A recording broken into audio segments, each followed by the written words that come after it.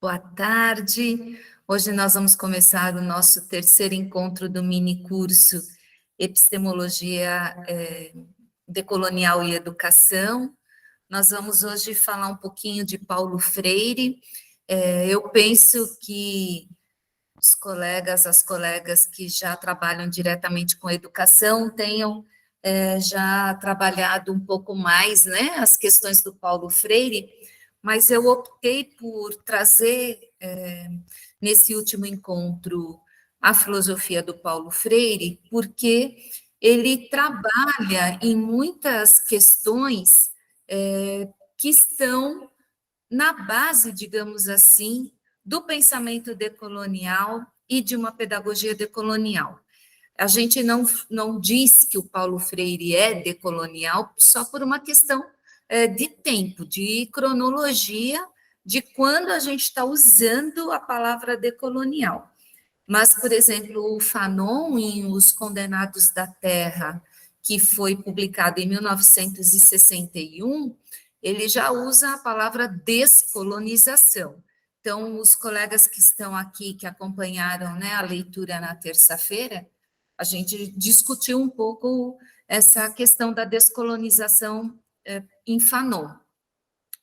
Apesar de ele não ser considerado um autor decolonial, porque a palavra decolonialidade só vai trabalhar, né, no ponto de vista da atualidade a partir do final dos anos 90, começo dos anos 2000.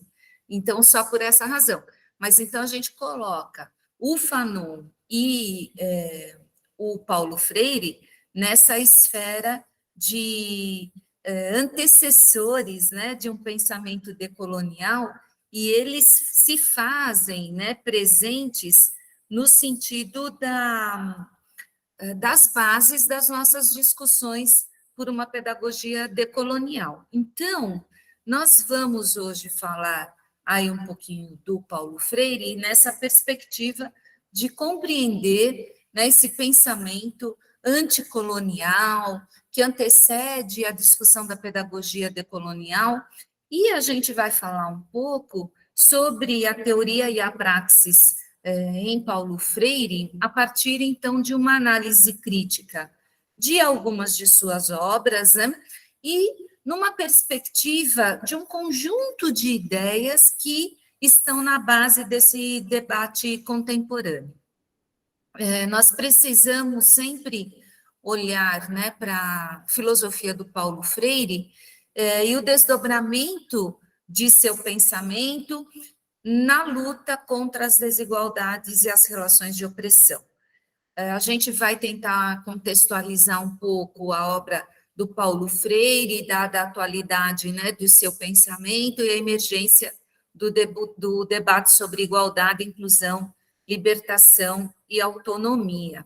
Eu costumo dizer que eu tenho 5 obras prediletas, né, do Paulo Freire, né?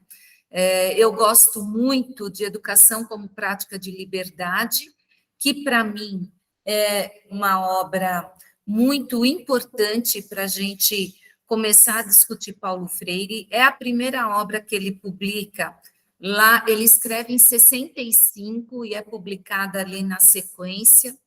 Depois eu gosto da Pedagogia do Oprimido, publicada em 68, né, dada toda a dimensão antropológica, filosófica, educacional da pedagogia do oprimido. Depois eu gosto muito de Educação em Mudança, que foi o primeiro livro que eu comprei em 1982, eu ainda era uma jovenzinha no último ano de magistério, quando eu participei do primeiro congresso de educação da minha vida. E lá estava um estande de livros e eu comprei Educação e Mudança do Paulo Freire. Esse volume eu tenho desde essa época e eu uso nas minhas aulas, leio e releio. Então, é o meu livro de estimação, digamos assim, né, do Paulo Freire. Depois, eu gosto muito de Pedagogia da Autonomia, porque ele vai fazer uma crítica ao próprio trabalho do Morin. Espera um pouquinho só.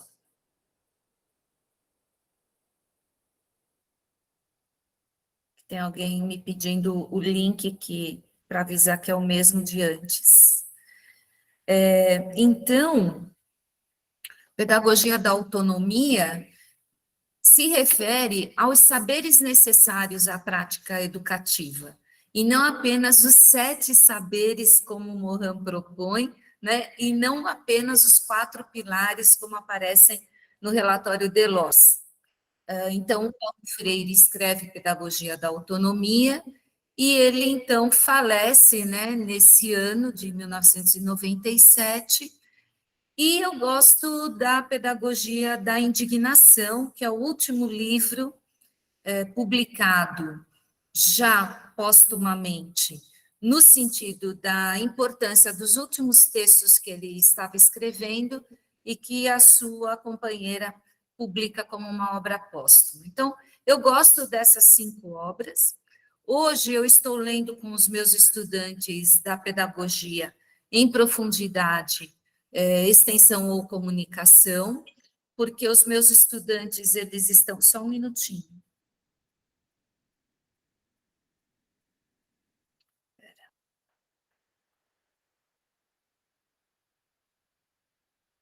O Sandro está pedindo.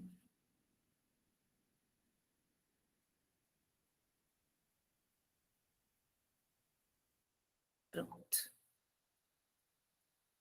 Agora sim.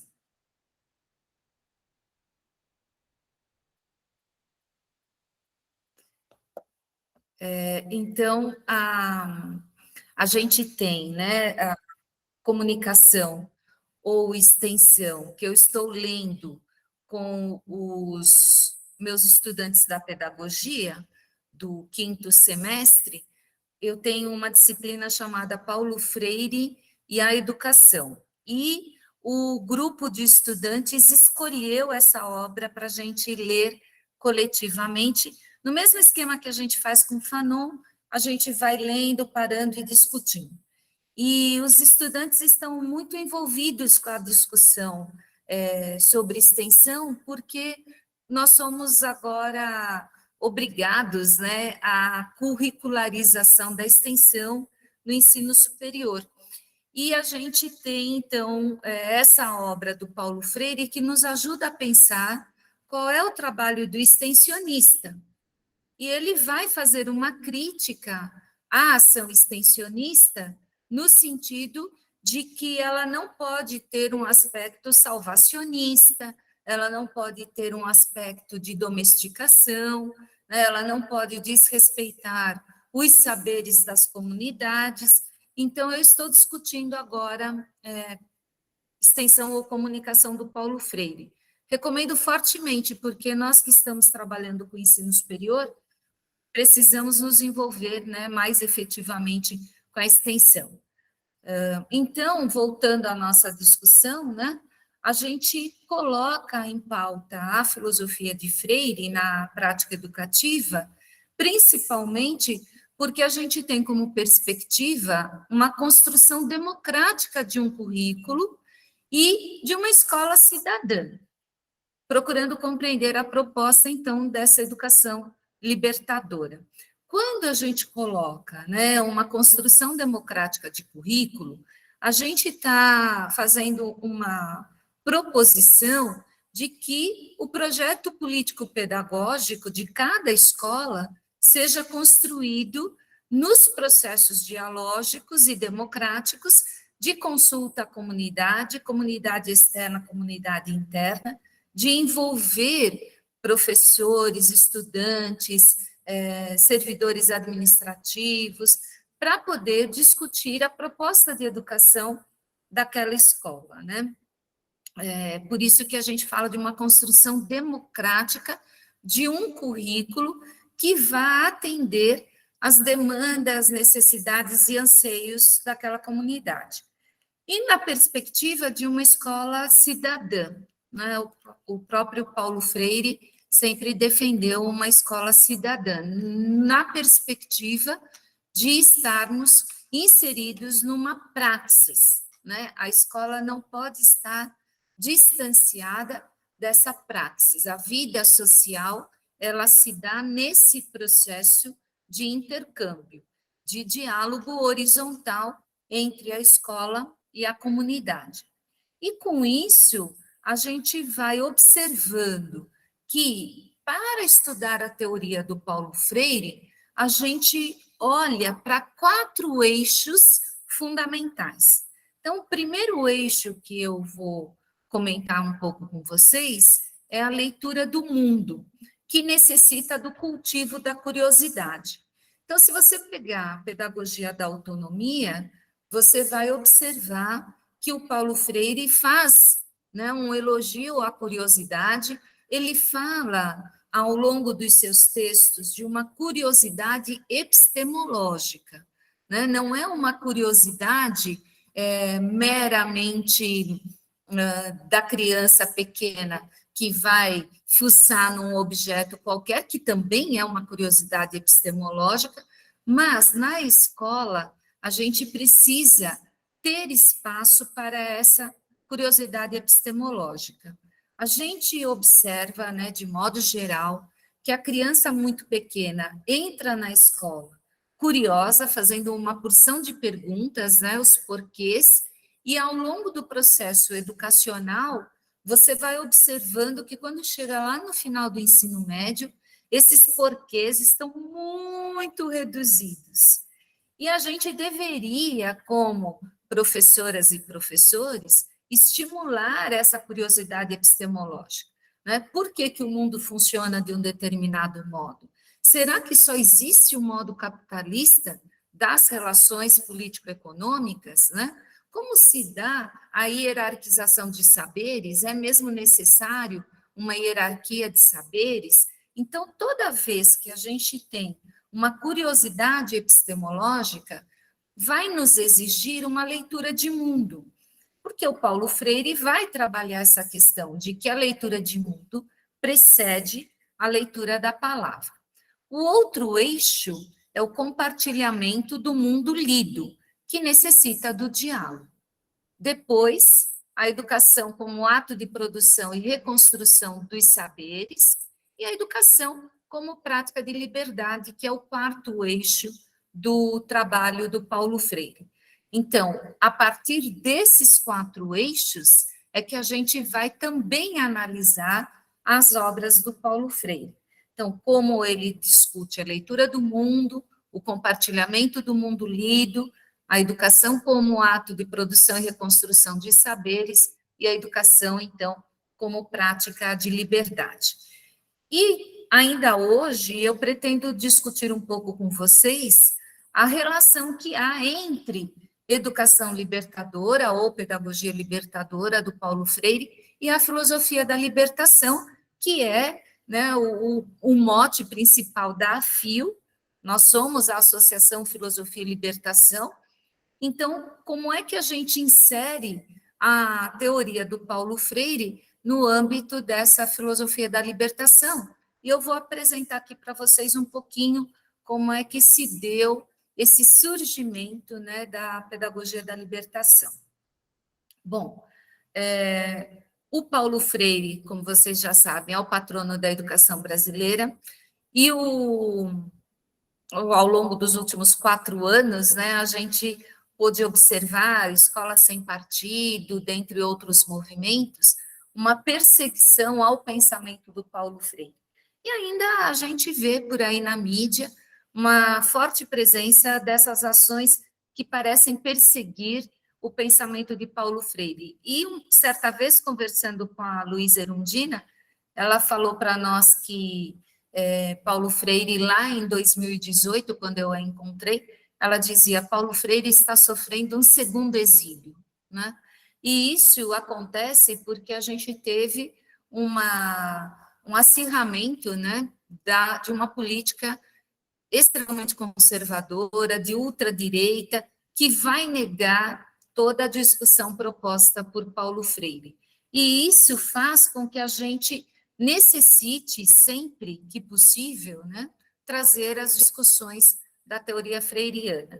Uma outra questão importante é que a pedagogia do oprimido é um dos 100 livros mais lidos na formação de professores fora do Brasil. Então, é uma obra importante para a gente pensar as relações da prática educativa. Com isso, né, a gente vai lendo as obras do Paulo Freire e vai observando que Paulo Freire tem uma antropologia, tem uma epistemologia, tem uma axiologia e, principalmente, uma coisa que eu já comentei a semana passada, o amor como categoria filosófica para pensar a relação com o mundo. Porque o próprio Paulo Freire falou, né, que ele tem um amor pelas gentes. Bom, Paulo Freire, antes de morrer, ele teve uma conversa com o professor Carlos Alberto Torres, né, e ele disse para o professor Torres que ele não gostaria de ver o seu trabalho meramente repetido, e que a tarefa de todos aqueles que lessem os seus textos deveria ser a de reinventar Paulo Freire. Então, não tem problema nenhum a gente dizer eu sou freiriana ou eu sou freiriano e fazer uma reinvenção do que o próprio Paulo Freire propôs, logicamente, sem perder de vista, né, esses 4 eixos que eu comentei com vocês. E sempre tendo em vista que a nossa ação docente, se dita Paulo Freire, né, ela tem que ir contra, ou pelo menos fazer uma crítica efetiva, né, com relação ao neoliberalismo, com relação às ações de violência, à supressão de direitos, contra o obscurantismo, que são ações no mundo que derivam dos processos de opressão, de manipulação da ciência, são ações que estão a serviço do capital e de uma certa desinformação institucionalizada. Então, é bastante importante que a gente reinvente Paulo Freire, mas sem perder essas questões de vista. Então, eu vou começar aqui com uma pincelada na antropologia de Paulo Freire. Qual é, então, a ideia de ser humano que o Paulo Freire vai trazer para a teoria dele? Para Paulo Freire, o ser humano ele é sempre inacabado.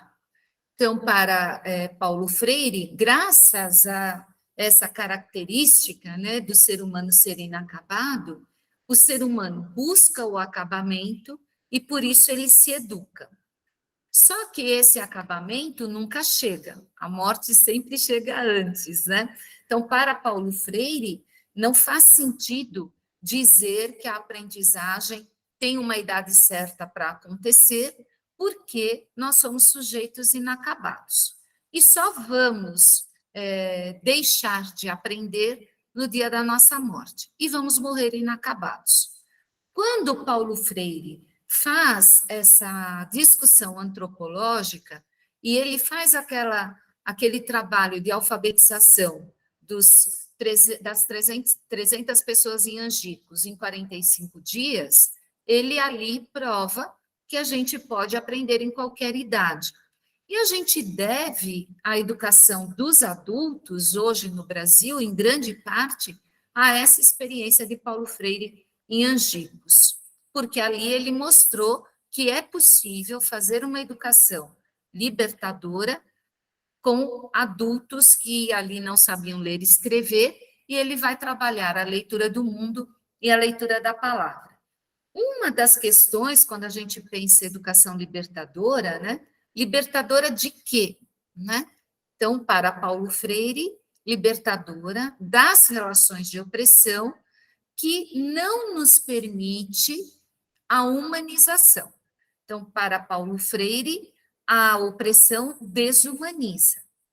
Além disso, o Paulo Freire vai falar que nós temos uma vocação de ser mais. O que é o ser mais em Paulo Freire? Não tem a ver com o capital, não tem a ver com grana, não tem a ver com ascensão social, né? Ser mais para Paulo Freire é ser mais no sentido da temporalidade, da tomada de consciência e dos processos de humanização. Quando nós estamos submetidos às relações de opressão, nós estamos sendo desumanizados. Então, nós estamos alienados e estamos apenas vivendo. Lembram que na aula passada eu comentei com vocês que em Educação como Prática de Liberdade, na edição que eu tenho, está na página 57, eu sempre falo dessa nota de rodapé, que o Paulo Freire diferencia viver e existir, né? Então, para Paulo Freire, viver é estar vivendo, é submetido à alienação, está na lógica da ideologia e não há uma tomada de consciência da temporalidade histórica. Então, para Paulo Freire, viver é estar alienado e apenas dar conta aí de fazer as suas atividades cotidianas sem essa tomada de consciência. Quando há uma educação libertadora, né, a gente tem uma tomada de consciência da temporalidade humana e nós nos percebemos como protagonistas desse processo de existência. Então, ser mais é ser protagonista, é estar consciente das relações de opressão, é lutar para a libertação dessas relações de opressão, e com isso, esse ser mais é um processo de humanização do ser humano. É sempre importante lembrar, né, que para Paulo Freire, a ideia de temporalidade é essa temporalidade histórica, né? A gente sabe que a produção da existência exige de nós que nos posicionemos e que sejamos protagonistas da condução desse trabalho de produção da existência. Ora, a gente sabe também que estamos submetidos a uma lógica capitalista, né, neoliberal, e como é que a gente pode operar no sentido dos processos de libertação. Uma outra questão que o Paulo Freire vai colocar como sua antropologia é a própria questão da incompletude do ser humano. Então, o ser humano é inacabado e é incompleto. E por isso ele se educa. Portanto, ser mais, que é o processo de humanização do ser humano, que está ligado à tomada de consciência, é o mesmo que dizer, em Paulo Freire, que a gente vai impregnar de sentido a vida humana. Não é no sentido religioso, né, de missão, nem é naquele sentido ontológico de vocação, né, e nem é no sentido do exercício profissional, não é isso. É impregnar a vida de sentido, a vida humana. Para Paulo Freire, é a questão da historicidade, né? Quem sou eu nesse mundo? Quem sou eu com este mundo? E quem sou eu na transformação desse mundo? Então, educar-se para Paulo Freire é um trabalho de impregnação de sentido com relação à vida humana, né? E não é uma importação de sentido a partir de uma ideologia, mas é na comunidade, é no cotidiano, é na praxis que há esse processo de impregnação de sentido. Então, nessa antropologia do Paulo Freire, a gente vai observar que a escola é um dos espaços privilegiados de interações, porque, para Paulo Freire, a comunidade escolar é uma comunidade de aprendizagens, de formação da cidadania, de exercício de emancipação e de trabalho, em direção à libertação de pessoas oprimidas pelos processos econômicos e de dominação. Ele, então, vai desenvolver a ideia, né, de uma crítica a uma educação que vê o aluno como passivo, como alguém que recebe os conteúdos, né? Então, a gente vai tratar de uma educação bancária, na expressão que ele utiliza para falar desse modelo de educação, e coloca, então, o processo de educação como uma via de mão dupla, anunciando que o educador também é educando, assim como o educando também educa, porque não há um saber, mas há saberes. Tem um texto do Paulo Freire que eu gosto muito de trabalhar com ele. Deixa só eu pegar o nome dele direitinho, que eu acabei não abrindo aqui no meu computador. Eu recomendo para quem está disposto aí a estudar Paulo Freire, o texto é Papel da Educação na Humanização.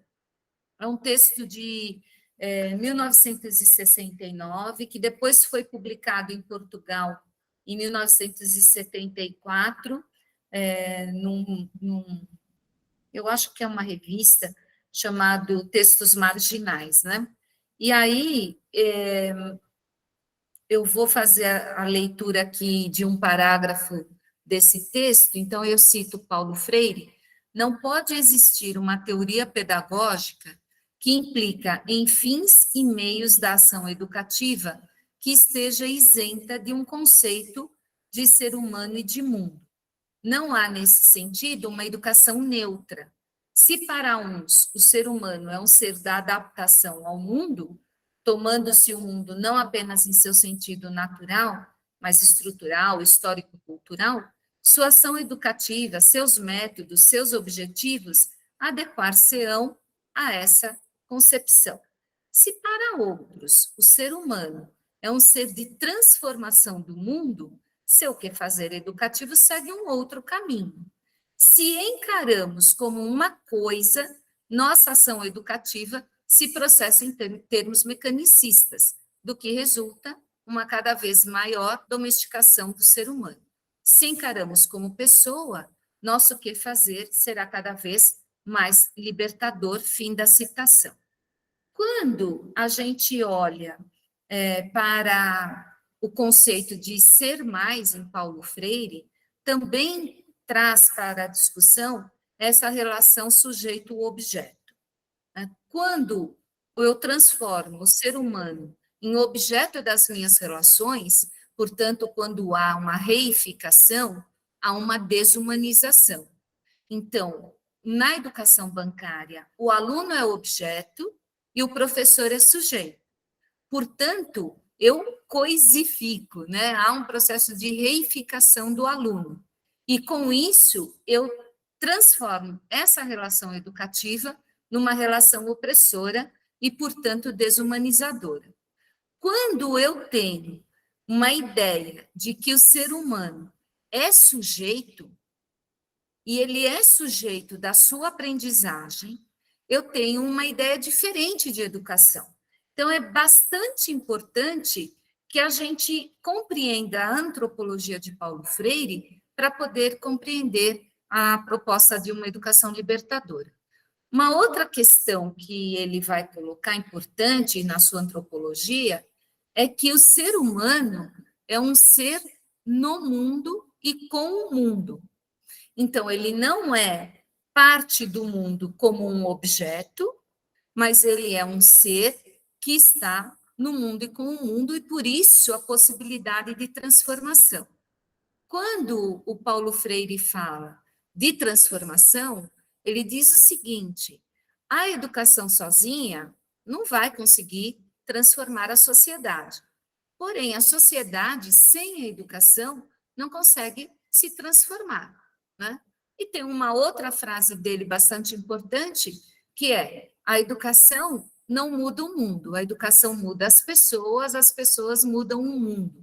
Então, ele vai sempre usar essa ideia de pessoa, de sujeito, que é um sujeito em situação, né?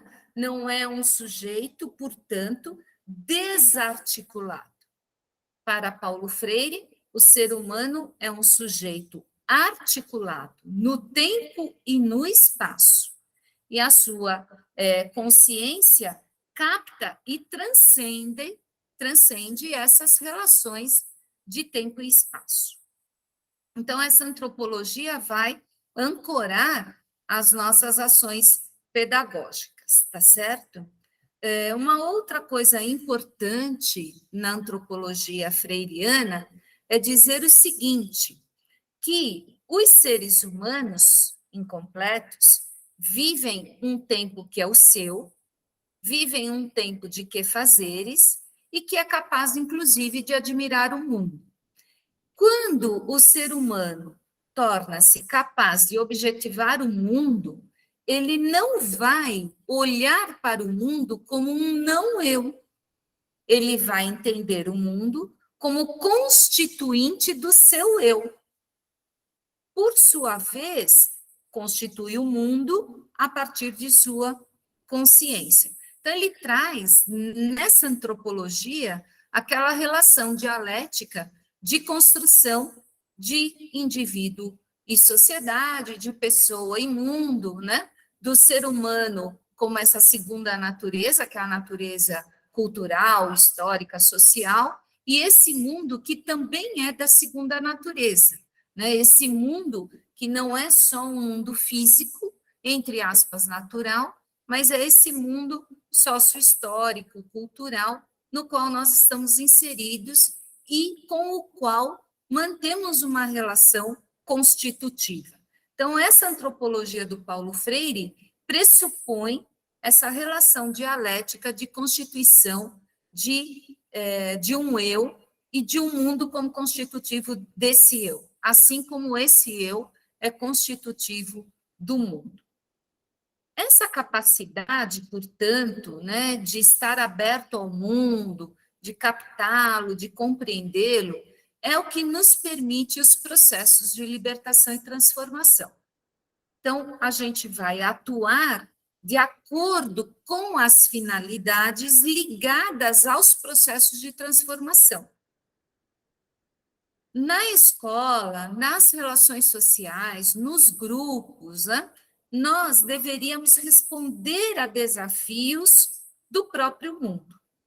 Então, por isso que para o Paulo Freire, uma categoria muito importante é o diálogo.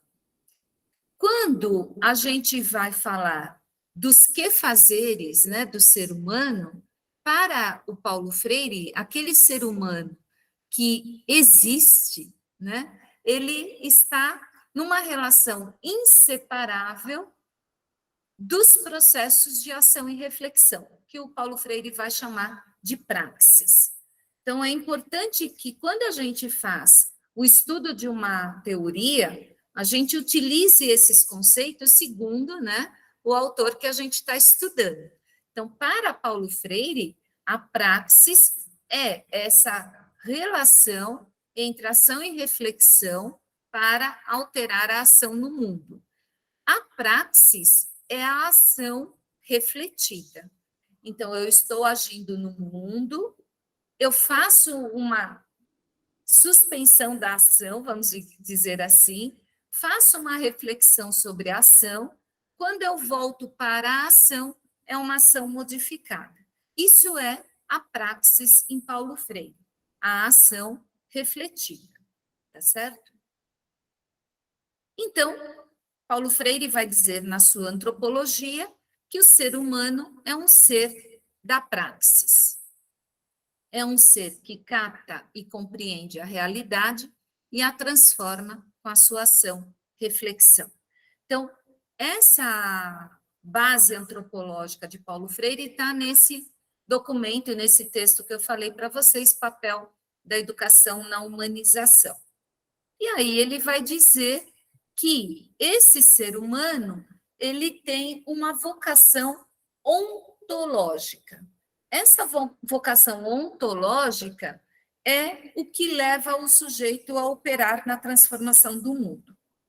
Essa vocação ontológica é tudo aquilo que está na relação de transformar o homem, o ser humano, em sujeito. Então, eu passo da esfera do viver para a esfera da existência. Eu passo da esfera de ser humano para a esfera de sujeito. Eu passo da esfera de não ter consciência da temporalidade para a esfera da consciência da temporalidade histórica. Então, essas relações estão na esfera da condição ontológica para Paulo Freire.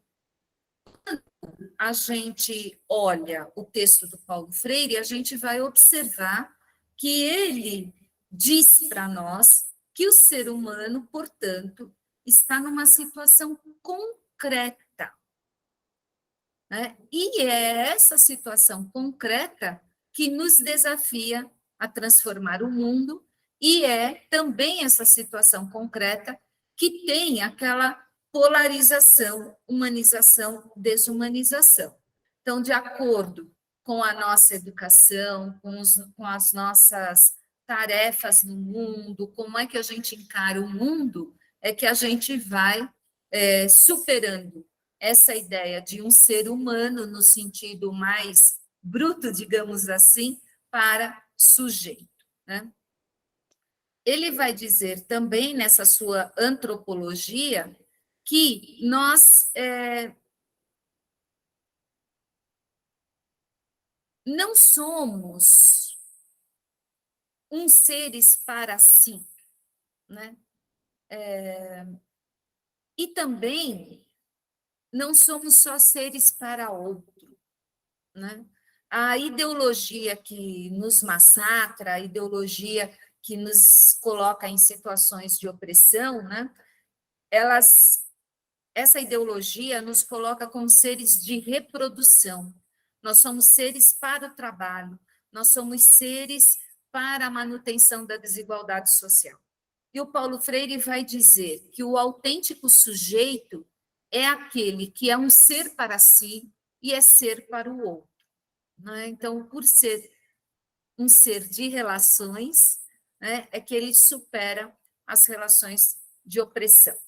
Bom, Paulo Freire, então, vai dizer que nós temos nessa antropologia um ponto de partida, que é a realidade concreta, um objeto, que é o mundo, mas como constitutivo do sujeito, e o sujeito como constitutivo do mundo. Então, é a base aí das relações antropológicas. Alguém queria falar alguma coisa? Pode falar. Eu achei que alguém tinha aberto o microfone. Gente, podem ficar à vontade, vão me interrompendo, tá bom? Que eu estou aqui acompanhando as minhas anotações e não vou olhando nem o chat e nem... Ah, obrigada, José Humberto, que colocou aí o link do papel da educação na humanização. Boa tarde, legal. Muito bom. Vamos continuar. De vez em quando eu dou uma paradinha para olhar o chat. Então, não é possível, né, descolar o pensamento do Paulo Freire do contexto histórico, né? E que ele tem um pensamento, portanto, ancorado nos processos políticos próprios da vida humana, da existência humana, corrigir, né? Mas também naqueles processos institucionalizados como forma de organização da sociedade. Então, quando a gente para ler as obras de Paulo Freire, refletir a partir das obras dele, né, a gente começa a observar uma mudança no nosso modo de pensar o mundo, porque Freire é um pensador da esperança. Eu estava até comentando essa semana com os meus estudantes, né, que a gente não pode deixar de ter esperança. Só que, de novo, esperança no Paulo Freire não é aquela coisa ingênua, né, de, porque você tem que ter esperança, que amanhã vai ser melhor. Não é só isso, né? O Sandro sempre brinca comigo que eu falo assim para ele, vai ficar tudo bem, né? Que parece assim uma expressão esvaziada de sentido, né? Como se eu não tivesse nada para falar, né? E dissesse, vai ficar tudo bem. Mas é porque assim, eu penso que alguma solução para os nossos problemas a gente acaba encontrando, né? Por isso que eu sempre digo, vai ficar tudo bem, porque de uma forma ou de outra a gente vai conseguir resolvendo os nossos problemas. Eu tenho ideia de escrever uma reflexão sobre condenações, né?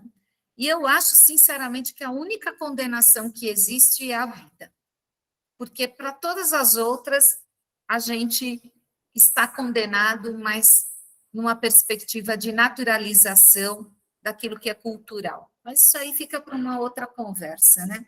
Por isso que o Paulo Freire, ele é um filósofo da esperança, porque ele nos leva a pensar num outro mundo possível. Hoje de manhã, quando eu trabalho aqui em registro, né, eu fico 3 dias aqui no hotel. E hoje de manhã, no café da manhã, eu estava conversando com um colega que também fica aqui. E nós estávamos falando sobre a naturalização da inevitabilidade do capitalismo, né? Parece que as pessoas estão tão mergulhadas na ideologia capitalista que não veem outra possibilidade fora desta. Mas a gente já viu, né, as comunidades indígenas antes de nós aqui neste planeta fazendo outra sociedade, né? E dentre outros agrupamentos humanos. E a gente tem teorização sobre um comunismo, né? A gente tem teorização sobre anarquismo, ou a gente vai acabar criando uma outra forma de pensar as relações econômicas, as relações humanas e etc. Portanto, há sempre um outro mundo possível. E para Paulo Freire, né, que é esse pensador da esperança, esse outro mundo possível, ele é pautado pelo respeito à pessoa, é pautado pela pluralidade, pela existência, pela solidariedade, pela sustentabilidade. São pontos que você vai lendo o texto de Paulo Freire e vai encontrando. Ao contrário de uma necropolítica que vem se impondo, né, em nossos dias, o Paulo Freire vai pensar numa biopolítica, vamos chamar assim, uma política em prol da vida, da existência, num paradigma civilizatório centrado na promoção humana e na libertação. Com isso, ele vai fazendo uma crítica sistemática à realidade e às interações entre pessoas e instituições, denunciando relações de opressão, de dominação. Então, vejam, eu parti de uma antropologia no pensamento de Paulo Freire e estou partindo agora para uma ética, no sentido da ação no mundo com o mundo. Quando Paulo Freire vai fazer essas críticas, ele vai falar de uma ação de denúncia. Então, lá na Pedagogia do Oprimido, você vai encontrar essa categoria filosófica bem importante, que é a categoria da denúncia. Então, eu denuncio as relações de opressão, de dominação, de desumanização. Mas também há uma outra categoria, que é a categoria do anúncio. Eu preciso, como um ser da praxis e como educadora, educador, anunciar possibilidades para alteração dessas relações de opressão. Então, ler Paulo Freire é realizar um trabalho transversal, porque Paulo Freire, as questões que o Paulo Freire põe, perpassam uma antropologia, como eu já provei para vocês, né? Perpassa uma discussão sobre os processos de formação humana, perpassa as críticas ao neoliberalismo e à lógica do capital. Com tudo isso, Paulo Freire vai trabalhar uma outra categoria, que é a categoria do diálogo. Porque para Paulo Freire, na sua antropologia, o ser humano é um ser de conectividade e de amorosidade. E ele vai dizer que a marcha humana deve ser em defesa da vida e da planetarização, da educação como justiça social, da cidadania multicultural, da emancipação humana e da libertação de todos os processos de opressão. Então, quando o Paulo Freire vai falar, né, das questões ligadas às relações de opressão, ele também vai dizer da importância da defesa da vida, da planetarização, etc. e tal. Tudo isso para a gente começar a pensar Paulo Freire, tá? Quando a gente chega a ler Pedagogia da Autonomia, né, de 97,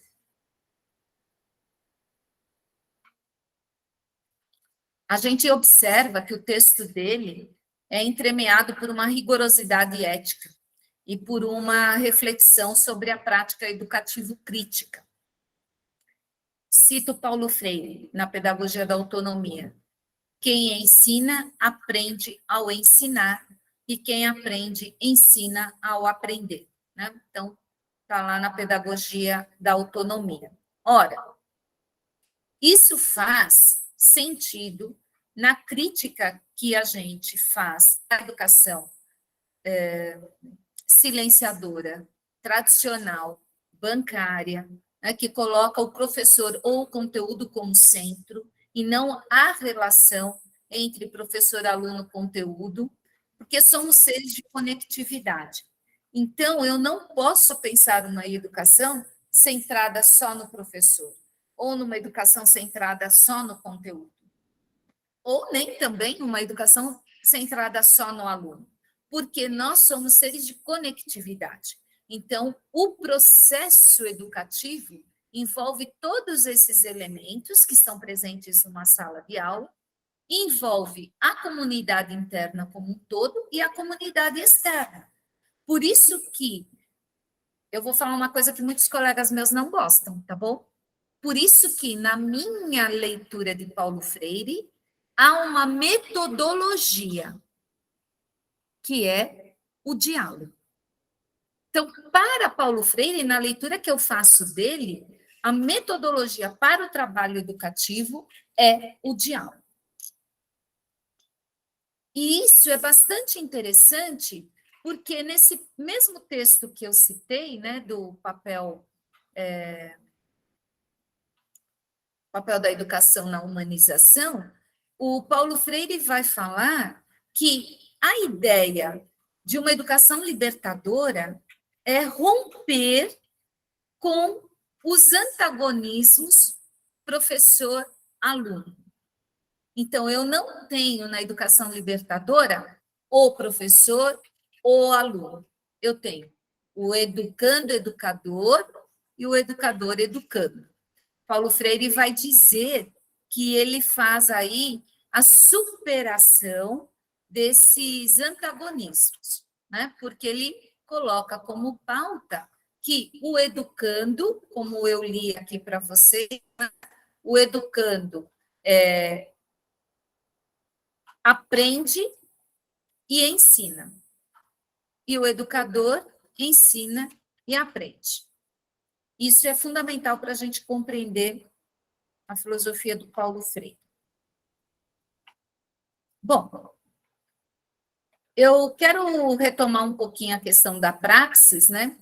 Porque a gente sempre olha para o texto do Paulo Freire e fala assim, mas o Paulo Freire fala da escola, fala das relações, né? Mas, afinal de contas, qual é o fim da educação, né? Qual é essa metodologia, o que se espera, né?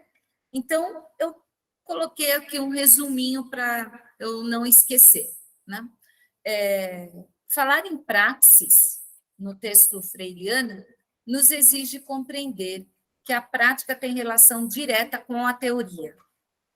Veja que, para Paulo Freire, ninguém vai para a prática sem teoria, assim como a teoria isolada, sem a participação da prática, não se constitui como um verdadeiro trabalho pedagógico. Assim como a teoria não existe, então, sem a prática.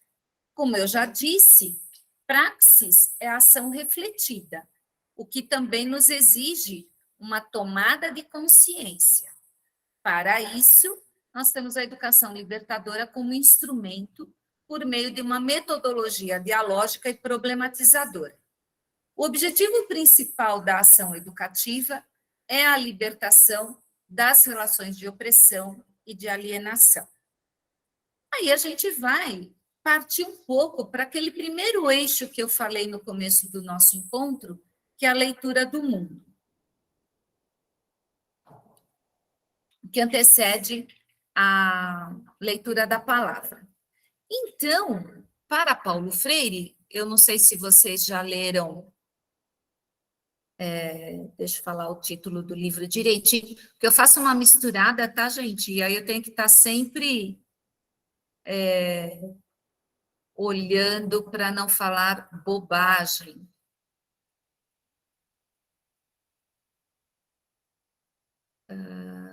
A importância do ato de ler em 3 artigos que se completam, né? Eu gosto muito de trabalhar com esse livrinho do Paulo Freire. Eu falo livrinho porque o meu é daquele bem pequenininho, né? Eu gosto muito de trabalhar o capítulo 1 desse livro com os meus estudantes, que é justamente o capítulo em que Paulo Freire lança aí as bases da discussão sobre a leitura do mundo, né? Então, vamos lá. O que é ler e escrever para Paulo Freire? Bom, são mais do que decodificação e codificação.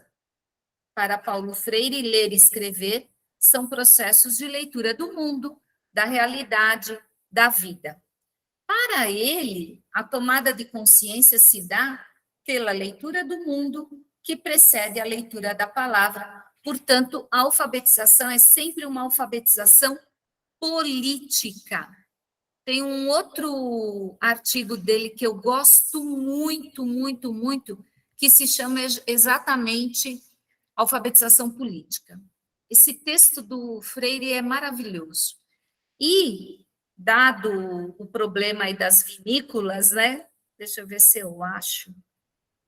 Que eu até postei em algum dos grupos, né? Repostei, na verdade, que o colega colocou o seguinte. Ai, onde eu coloquei? Quando fala do vinho. É que para o Paulo Freire, quando a gente usa, né, Paulo Freire no nosso trabalho, né, a gente está muito além do que ver a uva, né? Quando a gente faz um trabalho de uma educação libertadora, a gente vê a uva e também vai discutir sobre a produção do vinho, as relações de trabalho, né? É importante que a gente faça essa leitura do mundo, da realidade e da vida com os nossos estudantes.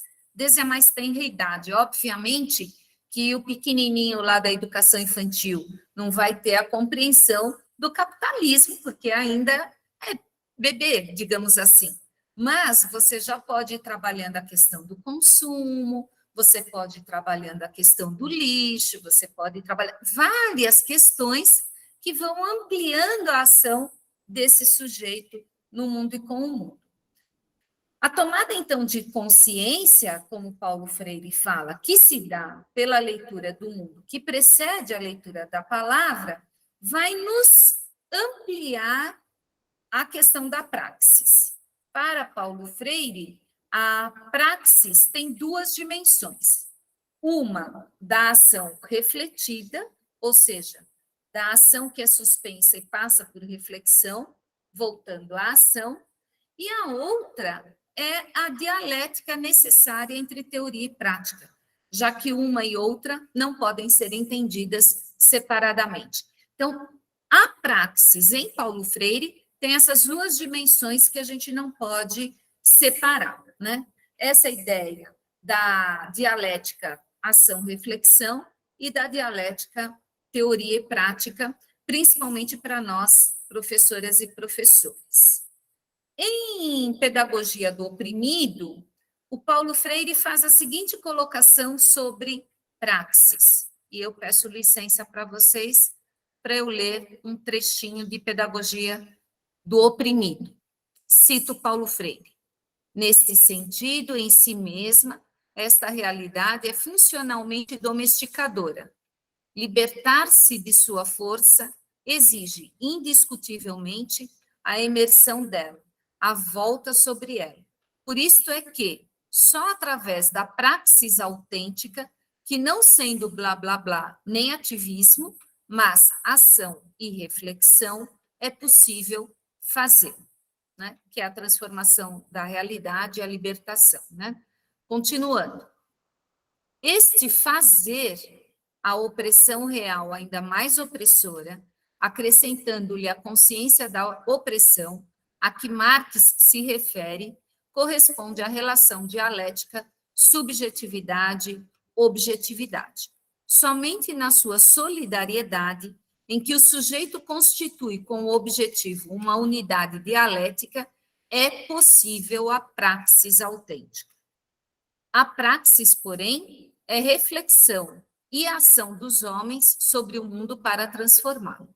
Sem ela, é impossível a superação da contradição opressor-oprimidos. Desta forma, esta superação exige a inserção crítica dos oprimidos na realidade opressora, com que, objetivando-a, simultaneamente atuam sobre ela. Por isso, inserção crítica e ação já são a mesma coisa. Por isto, também é que o mero reconhecimento de uma realidade que não leve a esta inserção crítica não conduz a nenhuma transformação da realidade objetiva, precisamente porque não é reconhecimento verdadeiro. Fim da citação. Então, podemos entender que praxis é ação, reflexão, ação no mundo para transformar. Praxis é a teoria do fazer, na qual ação e reflexão são inseparáveis. Cito Paulo Freire novamente. Pedagogia do Oprimido. É preciso que fique claro que, por isto mesmo que estamos defendendo a praxis, a teoria do fazer, não estamos propondo nenhuma dicotomia de que resultasse que este fazer se dividisse em uma etapa de reflexão e outra, distante da ação. Ação e reflexão e ação se dão simultaneamente. E continua, né, gente? Ainda citando Paulo Freire, a pedagogia do oprimido, como pedagogia humanista e libertadora, terá dois momentos distintos. O primeiro, em que os oprimidos vão desvelando o mundo da opressão e vão comprometendo-se na praxis com a sua transformação. O segundo, em que, transformada a realidade opressora, esta pedagogia deixa de ser do oprimido e passa a ser a pedagogia dos homens em processo de permanente libertação. Fim da citação. Dando continuidade, então, a essa nossa reflexão sobre Paulo Freire, né, a gente observa que não há transformação na ação irrefletida, na consciência mágica, fanática, dogmática. Só há transformação quando há tomada de consciência, que é uma outra categoria importante no pensamento do Paulo Freire. Por quê? A tomada de consciência não é uma mera descoberta na esfera intelectual. A tomada de consciência se dá na ação. Somente quando os oprimidos descobrem nitidamente o opressor e se engajam na luta organizada por sua libertação, começam a crer em si mesmos, superando assim a sua convivência com o regime opressor. Lá na pedagogia do oprimido. Se essa descoberta não pode ser feita em nível puramente intelectual, mas da ação, o que nos parece fundamental é que essa não seja mero ativismo, mas esteja associada ao sério empenho de reflexão para que seja praxis. Portanto, pessoal, a tomada de consciência é a passagem de uma consciência ingênua para uma consciência crítica, superando uma visão ingênua da realidade e se colocando criticamente no mundo e com o mundo. Também reforço o que eu já disse, é quando o sujeito passa de apenas viver a vida por existir. Ora, o que resulta dessa tomada de consciência, por meio do exercício do pensamento crítico, é uma mudança na própria qualidade da percepção do mundo no qual estamos inseridos. Esta é a base da teoria da ação libertadora. Até aqui tudo bem? Querem comentar algo? Estou falante demais? Diga, José Humberto. Pessoal, boa tarde a todos e a todas. Novamente, eu teço elogios a você pela sua excelente visão sobre Freire, sobre decolonialidade. Eu concordo plenamente com você, Ofélia, quando você diz que, em Freire, diálogo é uma metodologia. Normalmente, não se concordam. Eu concordo plenamente, porque desde que esse diálogo como metodologia, ele vise a praxe pedagógica. Porque a minha compreensão de Freire é o seguinte: dois temas geradores da prática teórica em Paulo Freire é a conscientização e a mudança. Então, se você usa o diálogo como metodologia, visando a praxe pedagógica, você consegue fazer com que o professor não só desenvolva a questão da conscientização e mudança, como, em Freire, para mim, uma das grandes categorias que assim penso eu, que eu estou engatinhando no estudo de Freire, eu vejo pensar certo em Freire. Esse pensar certo em Freire, que permite não só ao aluno, ao professor, perceber justamente, eu até coloquei uma frase que eu tinha, enquanto você falava, tirei do livro dele, que pensar em Freire é justamente permitir transparecer aos educandos que uma das bonitezas de nossa maneira de estar no mundo, e com o mundo, como seres históricos, é a capacidade de, intervindo no mundo, conhecer o mundo. Eu vejo quando você pega Freire como categoria, o pensar certo, a gente começa a ter toda essa visão, essa dialética em Freire, a partir da sua praxe pedagógica. Então, é isso que eu gostaria de dizer. E parabéns mais uma vez, Ofélia. Obrigada, Zé Humberto. A sua contribuição é bem importante para nós. Breno, se você quiser colocar o link da presença, fica à vontade, tá bom? Professora Ofélia maravilhosa, tá. Espera um pouquinho que a gente ainda não terminou. Vamos lá. O Gustavo coloca o seguinte: esse despertar da consciência crítica para uma praxis libertadora nesses tempos de aprofundamento da racionalidade meio-fim neoliberal é a grande missão. Acho que o materialismo histórico pode contribuir bastante nesse processo analético. Professora, você acha que seria necessário descolonizar o marxismo e materializar o giro decolonial? Ele pede desculpa que está sem áudio. Gustavo, eu acho. Eu acho porque, assim, é importante, né, que a gente faça uma crítica ao marxismo em chave decolonial. Eu acho que é urgente, né? Por quê? Porque nós somos latino-americanos. Nós temos, por hábito histórico, importarmos as filosofias. Não que elas sejam certas ou erradas, mas elas são estrangeiras, digamos assim, né? Elas são de um outro lugar que não o nosso.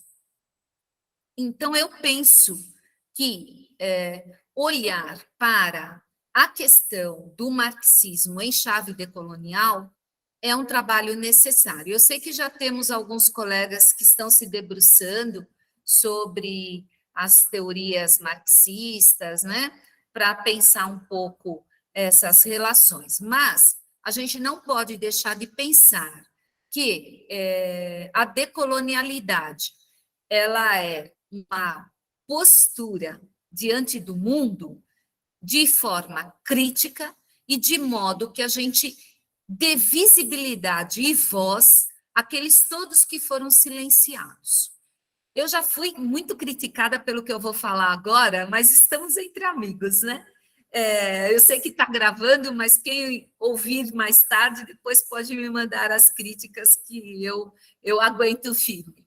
Mas, assim, eu entendo que a luta de classes dentro da teoria marxista é bastante importante, mas a gente não pode deixar de pensar na urgência, né, de um feminismo, digamos assim, ou de uma discussão de questões de gênero mergulhando na teoria marxista, porque as mulheres realizam trabalhos que não só sustentam a nossa humanidade, como também são colocados como trabalhos menores. Então, eu acho fundamental, né, descolonizar o marxismo ao se colocar como importante discussão a questão de gênero, né?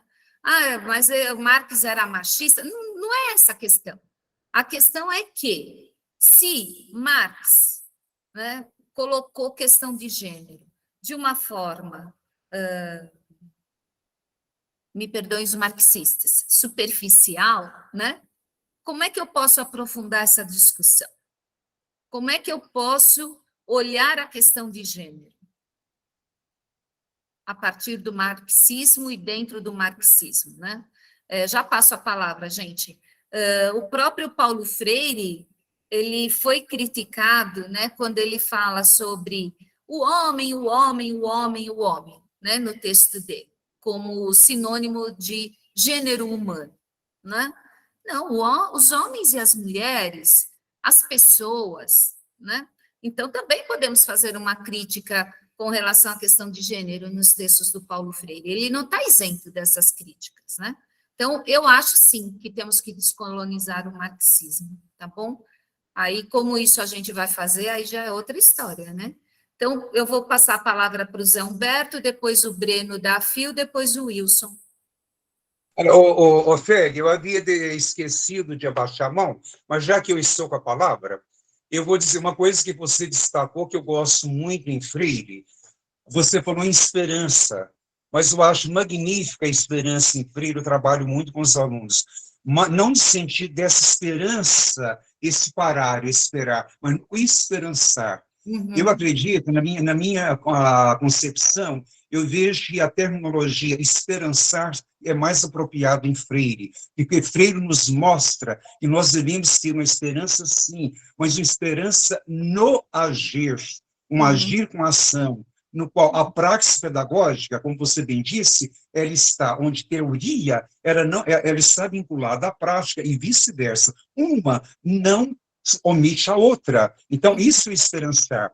Ao mesmo tempo, quando você trabalha não essa esperança, mas o esperançar em Freire, no agir, na ação, você trabalha também em Freire uma grande questão humanizante. Eu não consigo compreender quando se diz em Freire trabalhar, ele é humanista, humanismo, eu vejo nele uma questão humanizante. Posso estar errado. Eu gostaria que você, até se você pudesse, até falar algo nesse sentido, se eu estou no caminho certo, não. Eu vejo o Freire não como humanista, mas sim como humanizante, que para mim é bem diferente de ser uma questão humanista, que está muito referente, relacionado com a teoria do bem-estar social, correto? Em relação ao humanizante, uma coisa mais apropriada com esse amor, como você diz, como categoria. Sim. Breno? Ofélia, se você me permite um comentário, eu gostaria de trazer algo convergente com a sua fala. Eu um dia estava lendo um texto do Nelson Bernex Sodré, que é um historiador vinculado ao ISEB, e, se eu não me engano, uma das fontes de Paulo Freire também. O Freire leu muito nessa fonte isebiana, Nelson Bernex Sodré, Roland Corbusier, Álvaro Vieira Pinto, e Guerreiro Ramos, especialmente. E ele faz uma história da formação cultural do Brasil. E me parece que foi ali que eu percebi como que a gente sempre esteve importando o nosso instrumental crítico. Então, quando a gente tinha uma intelectualidade predominantemente positivista, eles tinham um instrumental crítico, né, em relação às condições vigentes. E eu gostaria de ressaltar isso, que a gente sempre tem importado, e muitas vezes, será que esse é o saber mais importante, brincando com as palavras? O Guerreiro Ramos, que inclusive tem uma obra dele que vai ser editada e publicada logo mais, ele até fala que a produção estrangeira é sempre subsidiária em relação à nossa tarefa de compreensão da nossa própria realidade. E, por fim, um último elemento que eu quero trazer é que o Fanon fala que, para analisar as colônias, a situação colonial, o marxismo deve ser ligeiramente distendido, né? Então, talvez essa ideia de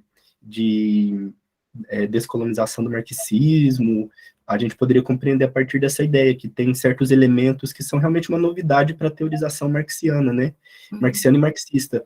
E nada mais antimarxista do que tomar esse referencial de uma maneira dogmática. Pleno acordo. Wilson? Boa tarde, gente. Gostei, vou partir da última fala do Breno, né? Nada mais marxista do que tomar, por não dogmático, o próprio marxismo, né? Eu gostei dessa ideia porque se tem uma contribuição que eu vejo como pensador do Marx, é a sua crítica à sociedade burguesa. Em particular, né, à sociedade capitalista, ao modo de produção capitalista, entre outras coisas que ele vai discutir. Eu me lembro que, tentando discutir a respeito dos limites em Marx, para se discutir questões como, por exemplo, gênero e raça, né, particularmente sobre raça, o que é indicado em Marx é aquele que ele aborda a questão judaica, né? Mas a questão judaica, a despeito de estar relacionado a uma determinada, vamos dizer assim, sujeito social ou categoria, que seria os judeus, ou a população judaica, não faz a mesma, não se equivaleria, no meu entender, às questões dos povos afrodescendentes, por exemplo. Em nenhum país da Europa, por exemplo, a população negra foi vista como aquela endinheirada que empobrecia o conjunto da população daquele país. Por exemplo, a Alemanha pré-nazista, né? Ou nos Estados Unidos, por exemplo, nós sabemos bem que a história da diáspora africana e da diáspora judaica são trajetórias muito particulares e singulares, que não poderia ser traduzido a partir apenas deste material, deste texto, desse pensamento e reflexão do Marx, toda a explicação do Marx sobre a questão de raça. Porém, também preciso entender que o marxismo, como uma teoria, o materialismo dialético, como uma teoria contra-hegemônica, e é isso que eu acho que é pertinente, porque aprendendo aqui com os colegas, né, compreendemos que a decolonialidade também é contra-hegemônica, não é? O fato é que eu me lembro bem de me preocupar num determinado momento. Eu fui professor de história durante muitos anos da rede estadual de São Paulo, minha primeira graduação, né? E não querer ser panfletário nas minhas aulas, e querer ser metódico. Ensinar a pensar cientificamente, né? E não a pensar a partir de um pressuposto do materialismo histórico. Bom, e assim se deu a questão. De qualquer forma, dialogando também com o Gustavo a respeito da necessidade de decolonizar, eu não diria o marxismo, mas o próprio materialismo histórico, para justamente compreender, a partir, por exemplo, de um dos autores, que é uma referência nossa aqui, o Quijano, quando ele vai estabelecer que a ideia de racismo, tal qual a gente tem hoje, ela não é aquela ideia pensada ancestral ou até mesmo no contexto pré-descoberta da América, descoberta entre aspas enormes, mas é no contexto da exploração colonialista, né?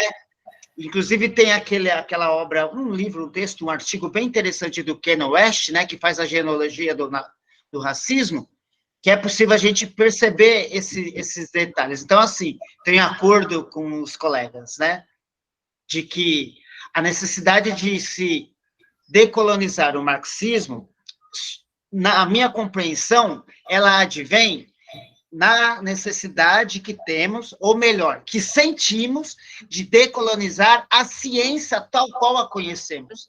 Não especificamente o marxismo, né, em si, mas toda a ciência, a concepção de ciência que a gente tem, desde os seus fundamentos filosóficos latinos, gregos, até os dias de hoje. Eu acho que é nessa perspectiva, é para antes do Marx, com o Marx e para além do Marx, a necessidade de decolonialidade dos saberes, consequentemente, do saber e do ser, né? Mas essa é a minha fala, e novamente fazendo coro com os colegas, viu? A gente não se manifesta, Ofélia, eu imagino, que é porque a gente está absorvendo, né? Então a gente não quer interromper, não quer atrapalhar. Aí eu aproveito, né, uma outra situação, né?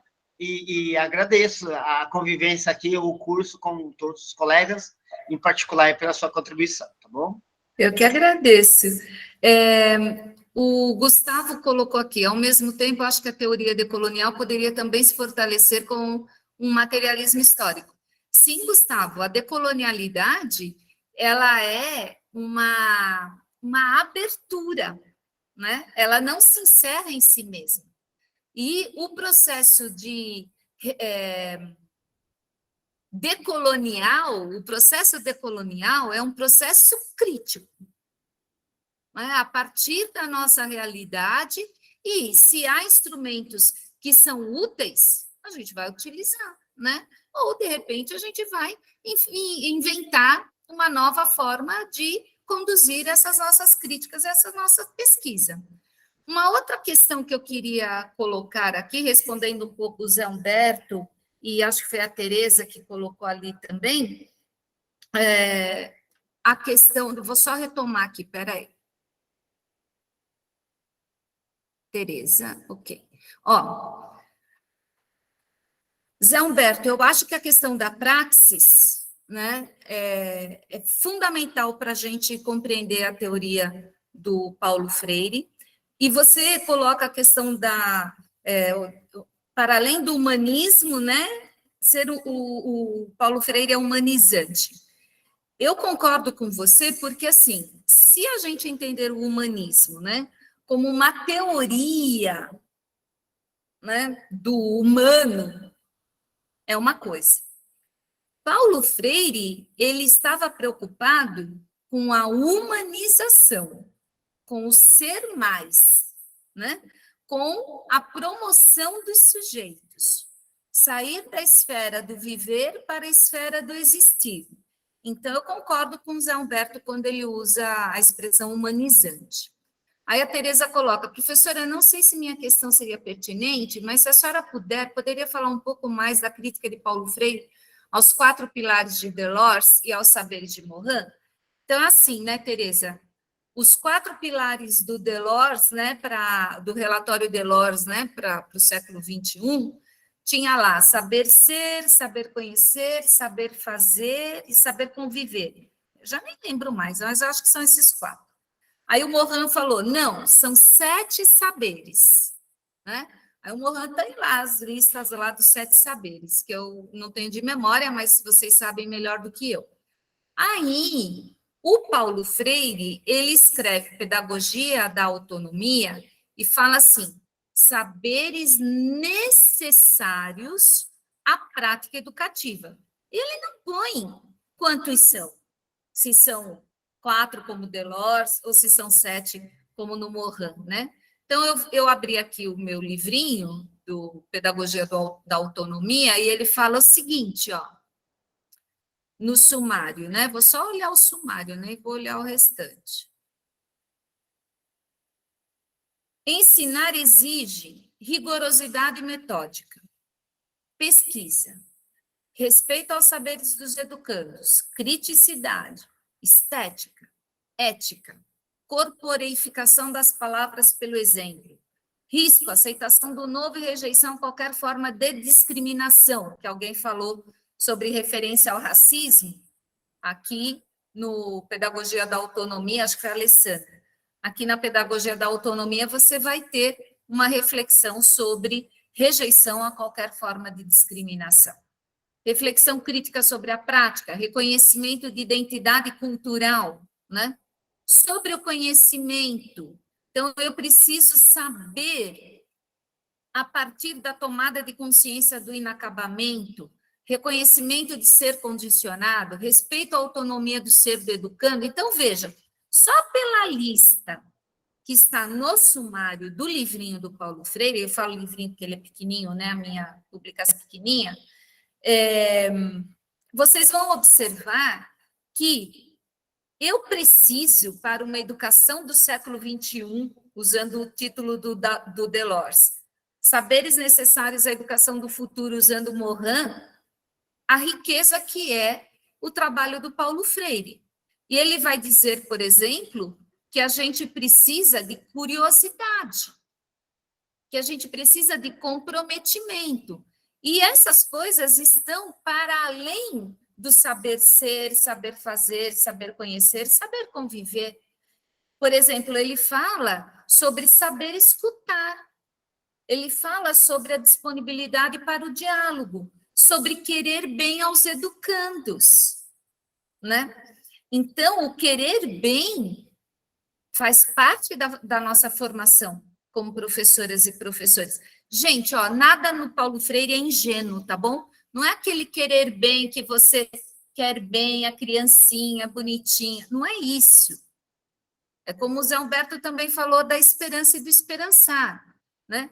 Não é essa esperança, ai, porque você é um pessimista, porque não tem esperança no futuro. Não é isso, né? É esperançar como ação sobre o mundo, no mundo com o mundo, né? É saber escutar. Então, é preciso, Tereza, que a gente leve em consideração que, para Paulo Freire, há saberes. E isso é fundamental para entender a prática educativa, né? E aí eu acho que um pouco já respondi a Alessandra, né? Que destaque sobre antirracismo poderíamos fazer em relação à obra e ao legado de Freire. Então, uma das questões é essa que está já no Pedagogia da Autonomia, mas se você pegar, Alessandra, a alfabetização política, que é um artigo bem importante, né, escrito pelo Paulo Freire, ali você vai ter fundamentos para discutir, inclusive, antirracismo na obra do Paulo Freire, né? Quando o Paulo Freire fala dos processos de libertação, ele vai trazer essa discussão no sentido de como que se dá esse processo na relação humana, né? Então, temos aí algumas questões. Lógico que eu estou fazendo assim, bem rapidinho, né? Mas é importante, descolado do humanismo. E isso mesmo, Gustavo, esse humanismo iluminista liberal, que é esse humanismo, né, que a gente carrega como mote, né, para as filosofias contemporâneas, né? Não, realmente o Paulo Freire está para além disso, né? Está para além disso. Que a coisa escuta, ok. Eu vou pedir também para o Sandro, não sei se ele ainda está na chamada, colocar o link da revista Cactácea, por favor, Sandro. O artiguinho que eu publiquei é um resuminho dos nossos 2 primeiros encontros, tá bom? De segunda e terça. E eu gostaria também, antes de dar continuidade à minha fala, convidar a todas e todos e todes. Às terças-feiras, a gente faz a leitura de Fanon. A gente está lendo Os Condenados da Terra, então podem vir quando quiserem. Nós vamos começar os encontros do grupo Mandacaru Educação e Filosofia, também é aberto, vocês podem frequentar quando quiserem, e em breve teremos também o cronograma do Grupo F, que é o grupo liderado pelo professor Severino e pelo professor Lorieri, que também os encontros são abertos, tá bom? Para saber dessas ações, quem tiver interesse, eu vou deixar aqui o meu WhatsApp, é só me perguntar que eu respondo quais são as atividades aí do grupo, e o Sandro colocou o link da revista. Obrigada, Sandro. Bom, eu vou avançar um pouquinho e eu vou falar da pedagogia da libertação e essa questão da filosofia da libertação. O Breno já me ouviu falar desse texto numa das reuniões da AFIL, mas acho que dá para a gente retomar esse trabalho. Eu proponho, né, uma reflexão político-pedagógica acerca da importância da filosofia e da educação nos processos de transformação do mundo. E no livro Filosofia da Libertação, do Dussel, lá na introdução do livro dele, alguns filósofos, o Belo Ortiz, o Niga, Galindo e Melchor, afirmam o seguinte, vou ler. Em uma reunião em Buenos Aires, entre sociólogos, economistas e filósofos, entre eles Henrique Dussel, graças às obras de Fausto Borda, Sociologia da Libertação, e obras do Camilo Torres em Sociologia, e da Pedagogia do Oprimido de Paulo Freire, se debateu sobre a importância da dialética dependência-libertação. Surgiu, assim, a primeira ideia de uma ética, de uma filosofia prática da libertação, para além do mero comentário dos filósofos europeus. Fim da citação. Então, vejam que coisa mais curiosa e surpreendente, né? Para quem não tinha essa consciência, né? Mas esses filósofos que estão começando a filosofia da libertação, primeiro leram Pedagogia do Oprimido, né? Dentre esses outros autores que eu citei. Então, veja, o meu WhatsApp, acho que está correto, não está correto? Espera aí, 13... Está com 10 números, é isso mesmo?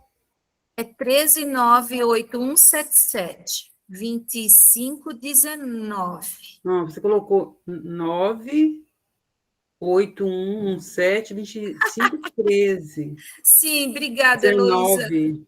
Já corrigi. Ah. 981772519. Já Você corrigi, obrigada. Ok, porque eu tenho interesse de participar, por isso que eu fiquei atenta aqui. Sim, pode mandar o WhatsApp que eu te mando as informações dos grupos e do Fanon, tá bom? Obrigada. Diga, Zé Humberto.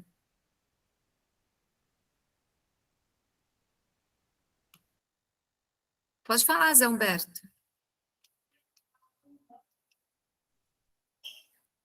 Não sei se ele está aí na ligação ainda. Bom, então vamos continuar. Então, ao citar, né, Paulo Freire como base para esse debate que vai dar origem a essa ética, essa filosofia prática da libertação, né, os autores colocam Paulo Freire como um pensador fundante das discussões sobre alienação, libertação, opressão, ética, educação, política, e isso se deu pós 1968, porque a Pedagogia do Oprimido foi publicada em 68. Então, Paulo Freire, ele nos coloca diante da reflexão sobre a realidade e sobre os processos de conscientização e de mediação com vistas à transformação do mundo via uma educação libertadora, né? Então, eu vou repetir aqui a frase do Paulo Freire que eu disse no começo do nosso encontro. Cito: se a educação sozinha não transforma a sociedade, sem ela tampouco a sociedade muda. Fim da citação, está lá no livro Pedagogia da Indignação. Então, é por meio dessa educação, né, que o ser humano deixa de ser visto como coisa, como um objeto, como uma sombra, e passa a ser compreendido como sujeito de sua história, de seu tempo, de sua existência.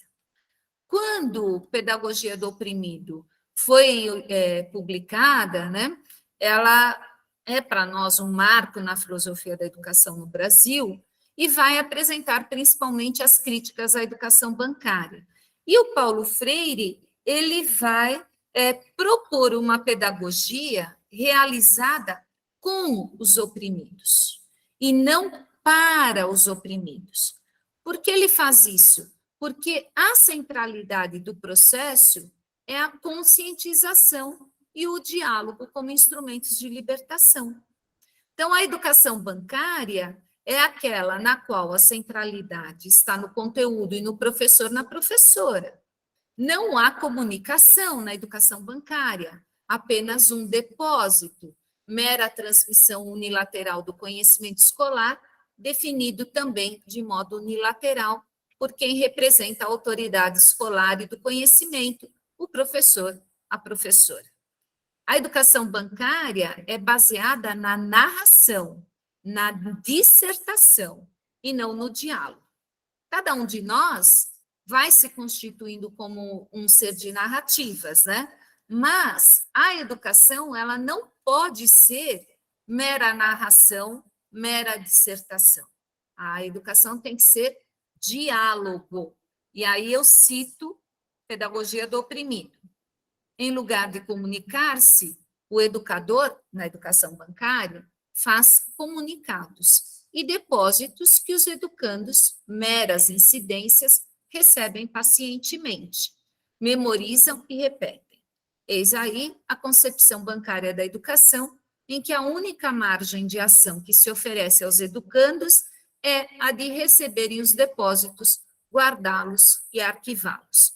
Fim da citação. Está no Pedagogia do Oprimido. Bom, então a gente entende que filosofia e educação estão necessariamente imbricadas. Não há educação sem filosofia. Assim como não há uma praxis filosófica sem educação. Não sei se todos aqui conhecem o professor Antônio Joaquim Severino, mas ele tem a formação dele em filosofia lá em Louvain, né? E o mestrado dele também foi lá, na Universidade de Louvain. E quando ele volta para o Brasil, que ele começa a pensar, né, para que área ele vai, né, o que ele vai fazer como trabalho, como condição, né, de existência e tal, e ele, então, opta por trabalhar em educação, porque naquele momento que ele volta para o Brasil, se eu não estou enganada, ele volta em 65,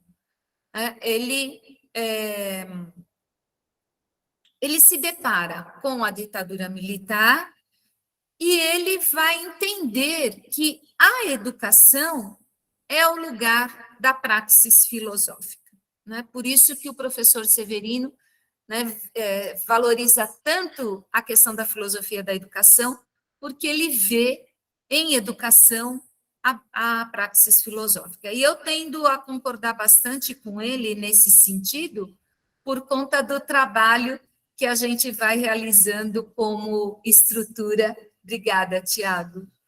O Tiago é um querido, me trouxe mais uma aguinha gelada. Então, a gente vai entender também em Paulo Freire que uma praxis filosófica não acontece sem educação. E justifico, então, essa afirmação me apoiando em Freire mesmo, né? Para ele, abre aspas, não há educação fora das sociedades humanas e não há ser humano no vazio. Por isso que também o Paulo Freire fala que não há neutralidade em educação.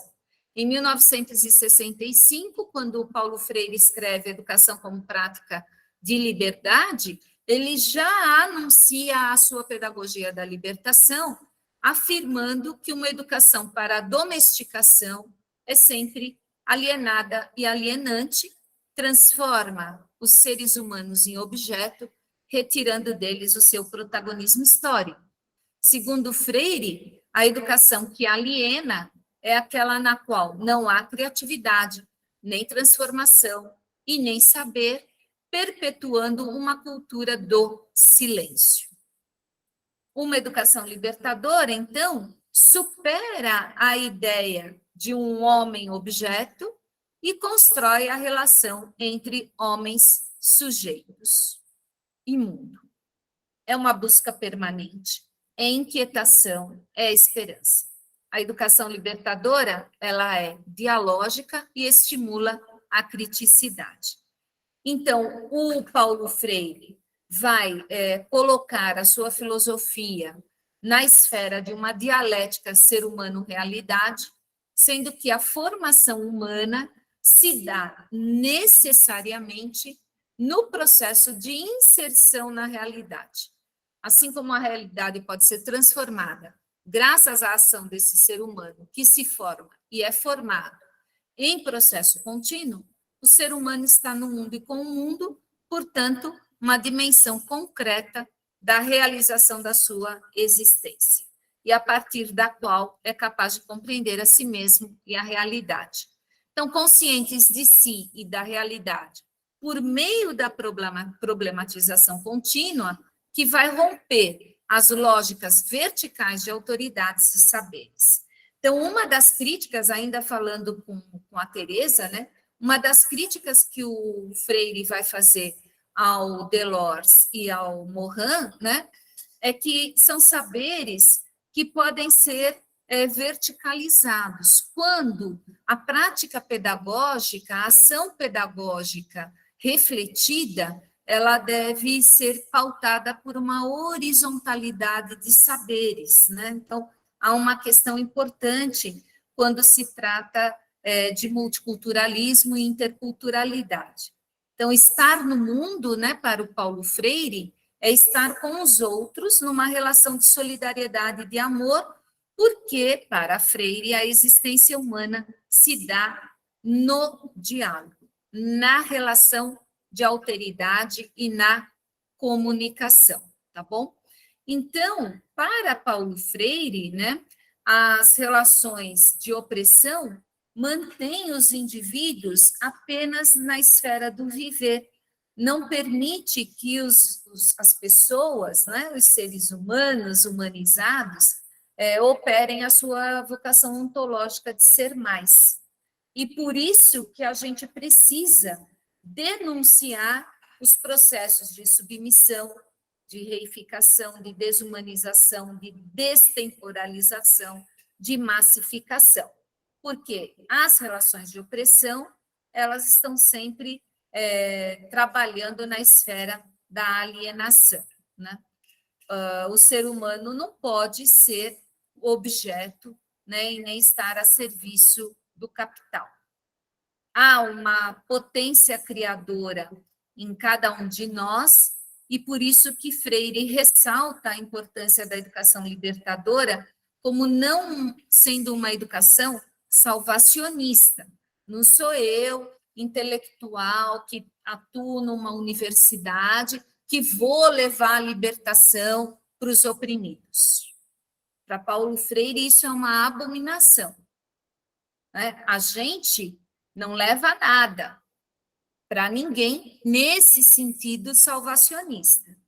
Né? A gente precisa oferecer oportunidades de diálogo, de tomada de consciência, para que as pessoas possam assumir a produção da existência como protagonistas. e aí operarem as ações de libertação, né? A gente não vai conseguir nunca levar a libertação para ninguém. Aí é um processo de descolonização, né? Como a gente já falou do ponto de vista jurídico-político, né? As guerras de libertação, as guerras de independência estão na esfera da descolonização. Nós estamos falando de um outro tipo de descolonização, uma descolonização do imaginário, portanto, uma decolonialidade. É a descolonização da mente, que é entendida como tomada de consciência, tá bom?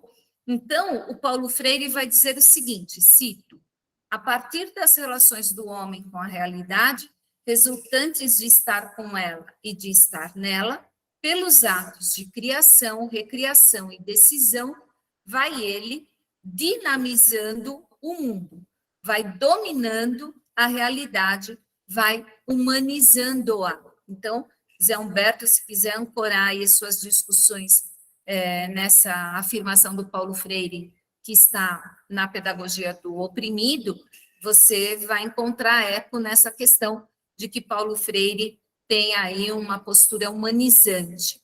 Por quê? Ele crê no poder criador e dinamizador que humaniza. O opressor, ele rebaixa o nosso poder criador e o nosso poder dinamizador, né? E outra, é um papel do opressor pensar quais são as tarefas que aquele objeto submetido ao capital tem que realizar. E não eu, sujeito da minha existência, que vou pensar as tarefas do meu tempo. Se a ideologia retira a minha possibilidade de pensar quais são as minhas tarefas no meu tempo, então eu sofro domesticação. E aí eu sofro uma acomodação ideológica e reproduzo a lógica do capital, né? Então, essa massificação vai decorrer dessa acomodação ideológica. Isso também promove uma justaposição de indivíduos. Porque eu tenho indivíduos superiores, inferiores, esses inferiores massificados, esses superiores massificados vão se justapondo e você tem uma domesticação, você tem uma opressão ideológica que tira a possibilidade de humanização do ser humano. Então, sem uma educação libertadora, não é possível captar a realidade e captar a temporalidade, né? Para Paulo Freire, cito novamente, já já eu encerro, por isso que essa educação em que educadores e educandos se fazem sujeitos do seu processo, superando o intelectualismo alienante, superando o autoritarismo do educador bancário, supera também a falsa consciência do mundo.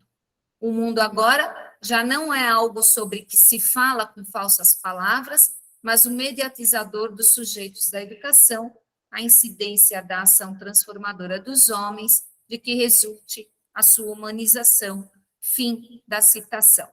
E aí, pessoal, só para terminar a minha apresentação, é o seguinte: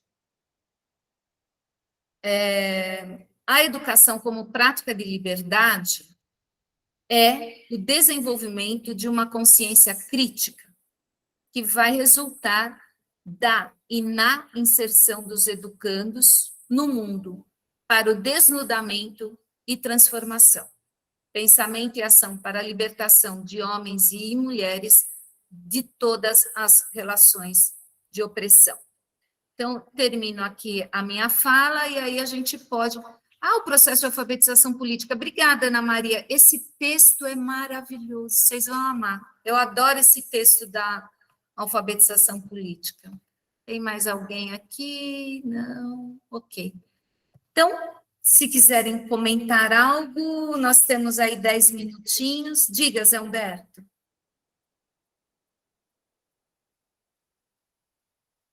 Ofélio, o que ia falar naquela hora? a importância de pedagogia do oprimido de Freire.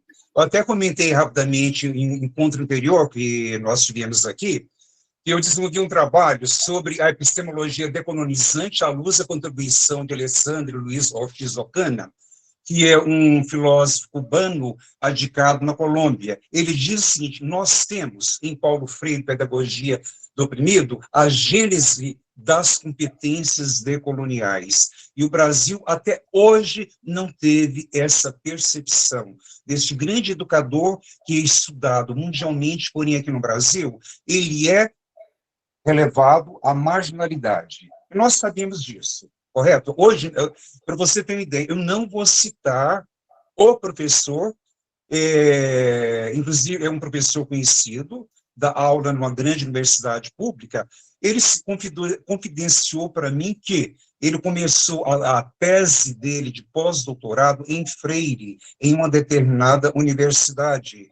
Depois de praticamente um ano trabalhando Paulo Freire, ele teve o pós-doutorado dele cancelado justamente por trabalhar Paulo Freire. Então, isso é o que nós temos no Brasil. Quando lá fora, os grandes filósofos, eles veem na pedagogia do oprimido uma das gêneses de competências decoloniais, nós, no Brasil, infelizmente, não conseguimos sequer ter essa apreensão, essa compreensão.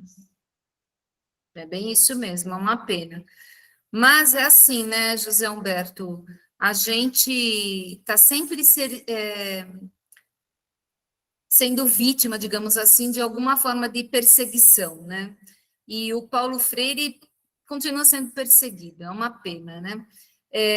Eu quero, assim, deixar aqui meus agradecimentos ao Breno, essa iniciativa da AFIO, graças ao Breno, ele que colocou essa engrenagem para funcionar, ele que foi atrás dos colegas, né? Que está aí presente em todos os encontros. Então, Breno, olha, foi um trabalho muito lindo, parabéns, viu? Parabéns à FIO, e espero que a FIO possa desenvolver outras iniciativas, né, como essa, para a gente se encontrar, né? O Wilson colocou lá que uma exposição dialógica, né? Mas é aquilo, né, Wilson? A gente gostaria de estar presencial, todo mundo quebrando o pau, interrompendo, falando, naquela dinâmica de sala de aula, né? Mas a gente acaba ancorando numa exposição para também não deixar muitas pontas soltas, né? Porque é um mini curso e a gente se compromete a trazer aí uma série de reflexões, então eu espero que tenha sido útil como processo de reflexão, né? Ana Maria, obrigada, viu? Também para mim foi uma semana de aprendizagem. Depois eu vou ouvir todas as gravações que eu acabei não tendo tempo dos outros colegas, né?